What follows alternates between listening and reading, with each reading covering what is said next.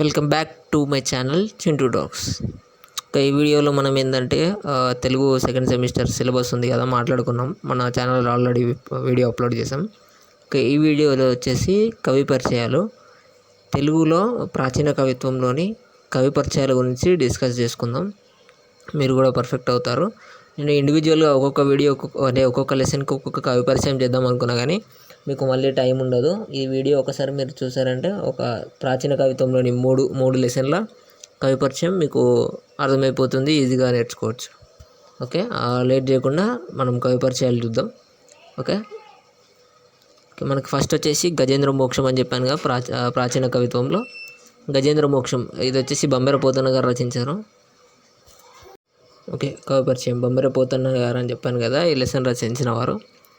ఇతను 15వ శతాబ్దానికి చెందిన కవి. ఇతను వచ్చేసి తెలంగాణ రాష్ట్రంలోని వరంగల్ జిల్లా జనగామ సమీపంలోని బమ్మెర అనే గ్రామంలో జన్మించారు.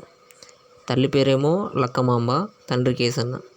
ఇతనికి వచ్చిన బిరుదులు వచ్చేసి సహజ పండితుడు అనే బిరుదు వచ్చింది.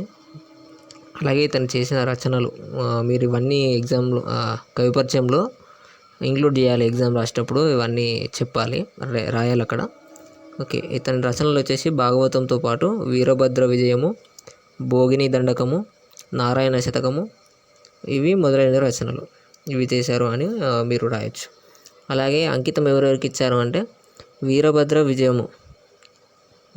విజయం రచించి తన గురువు గారు అయిన ఇవటూరి సోమనాథరాజునికి అంకితం ఇచ్చారు. సెకండ్ది వచ్చేసి అదే భోగిని దండకాన్ని రాచకొండను పరిపాలిస్తున్న సర్వజ్ఞ సింగభూపాలునికి అంకితం ఇచ్చాడు. అలాగే భాగవతాన్ని రామభక్తుడు అయిన పోతన రామచంద్రుని లయతో రచించిన భాగవతాన్ని శ్రీరామచంద్రునికి అంకితం ఇచ్చాడు. నారాయణ శతకంలోని కొన్ని పద్యాలు మాత్రమే ప్రస్తుతం లభిస్తున్నాయి. ఓకే, మీరు చూస్తున్నది అంటే ఇప్పుడు మనం డిస్కస్ చేసింది వచ్చేసి కవి పేరు, కవి ఏ కాలంలో ఉండేవాడు అంటే ఏ కాలానికి చెందినవాడు, అలాగే తల్లిదండ్రుల పేర్లు, అతనికి వచ్చిన బిరుదు, రచనలు, అవి ఎవరికి అంకితం ఇచ్చాడో అవి చూసాము. ఇప్పుడు మీరు ఎగ్జామ్ హాల్లో అంటే మీకు ఏదైనా కవి పరిచయం గురించి వచ్చినప్పుడు అతని జీవిత విశేషాలు కూడా రాయాల్సి ఉంటుంది. ఫర్ ఎగ్జాంపుల్ నేను మీకు కొన్ని పాయింట్స్ చెప్తాను, చూడండి. ఇప్పుడు పోతన గారిని తీసుకున్నాం అనుకోండి. పోతన కుటుంబ సభ్యులందరూ గొప్ప శివభక్తులు. వీరు రాచకొండ సంస్థానంలో పనిచేసేవారు. అలాగే నెక్స్ట్ పాయింట్ వచ్చేసి పోతన శ్రీరాముడి భక్తుడు. శ్రీరామచంద్రుని ప్రేరణతోనే భాగవత రచన చేసిండు. ఓకే, మనం ఇప్పుడు సెకండ్ లెసన్కి వెళ్దాం. సెకండ్ లెసన్ మనకు వచ్చేసి హనుమత్ సందేశం, అది మొల్లా గారు రచించింది. ఓకే, మనం అతను చూద్దాం. స్క్రీన్ పైన డిస్ప్లే అవుతుంది కవి వివరాలు, కవయిత్రి డీటెయిల్స్ అన్ని స్క్రీన్ పైన చూస్తే మనం ఒక్కొక్కటి చూద్దాం. ఓకేనా? ఓకే, ఇప్పుడు మీరు చూస్తున్నది హనుమత్ సందేశము రచించిన కవయిత్రి పరిచయం చూద్దాము.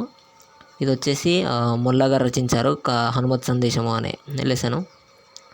కాలం ఈమె వచ్చేసి 1581 ఇయర్కి సంబంధించిన వారు. వీరు నెల్లూరి సమీపంలోని గోపవరపు గ్రామంలో జన్మించింది. తన ఇంటి పేరు ఆతుకూరి. రచనలు రామాయణం రచించారు అంతే. అలాగే తన జీవిత విశేషాలు ఇంక్లూడ్ చేయాల్సి ఉంటుందని చెప్పాను కదా. అవి ఎలాగంటే ఇప్పుడు తెలుగులో రామాయణం రచించిన మొదటి కవయిత్రి ప్రసిద్ధి పొందింది. అంటే ఈమెనే తెలుగులో ఫస్ట్ టైం రామాయణం రచించిన వారు. వీరు రచించిన రామగాథ ముల్ల రామాయణంగా గుర్తింపు పొందింది. అంటే తను రాసిన కవి ఎట్లా ఫేమస్ అయింది, తను ఎట్లా ఫేమస్ అయింది దాని దిక్కేనని రాయాల్సి ఉంటుంది. ఓకే, కొన్ని ఎక్స్ట్రా పాయింట్స్ కూడా స్క్రీన్ పైన ఇస్తాను, ఒకసారి చూడండి. స్క్రీన్ షాట్ తీసుకోండి, వీలైతే చదువుకోవడానికి సులభంగా ఉంటుంది. ఓకే, ఇప్పుడు హనుమత్ సందేశము కవయిత్రి పరిచయం కూడా అయిపోయింది మనకి. ఇవి వచ్చేసి ప్రాచీన కవిత్వంలో నేను మాట్లాడుకున్నాగా. ఇంకా చిట్ట చివరిది సుభాషితములు అనే లెసన్ ఉంది ప్రాచీన కవిత్వంలో, 3వది. ఇది వచ్చేసి ఏనుగు లక్ష్మణ కవి గారు రచించారు. కవి పరిచయం చూద్దాం ఒకసారి.